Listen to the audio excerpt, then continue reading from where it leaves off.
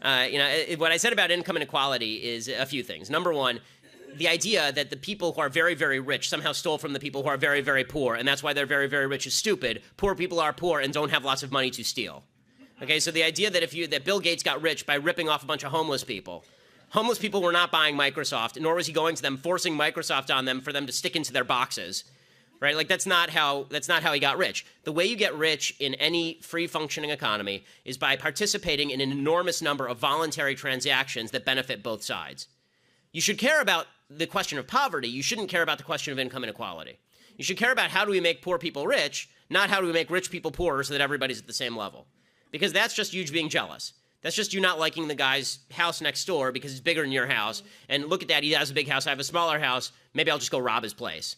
Right? That's not moral, and it's not decent, and it's also not true. The fact is that while the left decries income inequality, the evils of capitalism, since 1994, the world extreme poverty rate has been sliced in half by increased capitalism and by free markets. Right? I mean, the free markets that are now being bashed left and right, those free markets are the greatest innovation in the history of humanity when it comes to the economy. It's why you have nice stuff. It's why you're not sitting in your backyard right now crafting your own handmade tie from a sheep that you had to shear yourself. I mean, I thought there's a great thing. I mean, just there's a little bit of a caveat on trade. I thought my favorite story of the last few months, there was some guy who decided that he wanted to make himself a BLT and see how much it cost to make the whole thing himself, right? Like from scratch. So he actually went and he bought a cow, and then he like killed the cow, and he went out and he got a pig, and he went out and he milked and he made the cheese. He went out and he grew some wheat, and then he milled it. Right, this whole thing, it cost him $1,600 to make a BLT, and it took him 6 months. Right, you can go down to your local restaurant and get a BLT for $5 because of global trade and because freedom of income. And the fact is that when people talk about income inequality, what they're really saying is they don't understand how money works. They think that if there's two people in a room, one person with $5, one person with $1, the person with 5 stole from the person with 1.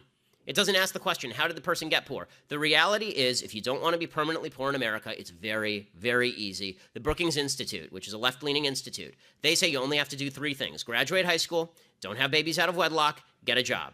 That's it. Those are the 3 things. 75% of the people who do those 3 things will end up in the middle class. Not just not poor, in the middle class. Only 2% of people who do those 3 things end up permanently poor in the United States. So the idea that it's the rich people keeping the poor people down, and they're doing it for their own pleasure, their own sick pleasure. Bill Gates says, for sport, he shoots poor people from the balcony of his mansion. It's asinine in every conceivable way. And it's so funny. I did a debate on National Geographic that never aired. It never aired because it was brutal. And it was me against 3, which made it almost fair for them. And it was like Van Jones, and I think Van Jones was on the other side, and some professor from NYU, and it was exactly on this topic. And I said to them, are you proposing that we actually just kill the rich people and redistribute their money? And they said no. And I said to them, why are you talking about the rich people? What did they do? And they didn't have an answer because they don't know what the rich people did. They just know they want their cash.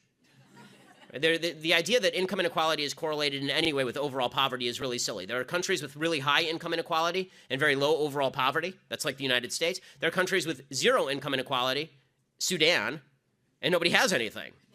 Right? So the idea that the differential is the statistic that matters, it doesn't. The fact is, in the United States, 9 out of 10 Americans are living above the global middle income standard.